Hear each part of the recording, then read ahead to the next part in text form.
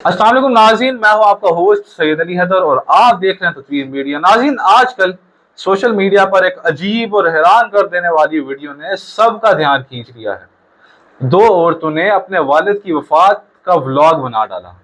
रोते हुए चेहरे, गम के जज्बात और कैमरा ऑन, और फिर क्या हुआ?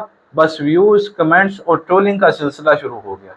यह मंजर सिर्फ एक फैमिली का दुख नहीं, बल्कि हमारी सोसाइटी का, बल्कि हमारे मुआशरे का असल आईना था, जहां प्राइवेसी और इज्जत भी लाइक्स और शेयर्स के लिए कुर्बान कर दी जाती है। नाज़रीन, सोचिए कि जिस वालिद की इज्जत और मकाम इस्लाम में जन्नत तक ले जाता है, उसके गम को भी सोशल मीडिया का कंटेंट बना दिया गया। ये हमारे दौर का सबसे बड़ा चैलेंज है। अब गम भी वायरल होते हैं और खुशी भी। हर चीज एक तमाशा बन गई है।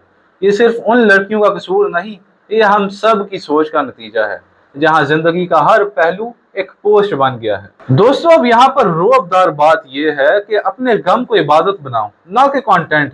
हर चीज का एक अदाब है, एक अदब है। अल्लाह ने वालिदैन का मुकाम इतना बुलंद रखा है कि उनके कदमों तले जन्नत है, और उनकी वफात का गम दुनिया को दिखाने की नहीं, अल्लाह के सामने सब्र और दुआ के जरिए बयान करने की चीज है। अब इसमें पैगाम यह है कि सोशल मीडिया जरूर यूज करो, मगर इज्जत और प्राइवेसी का दामन कभी हाथ से ना छोड़ो, क्योंकि इज्जत वायरल नहीं होती, इज्जत कमाई जाती है, और इज्जत ही असल में कौम का रोब है।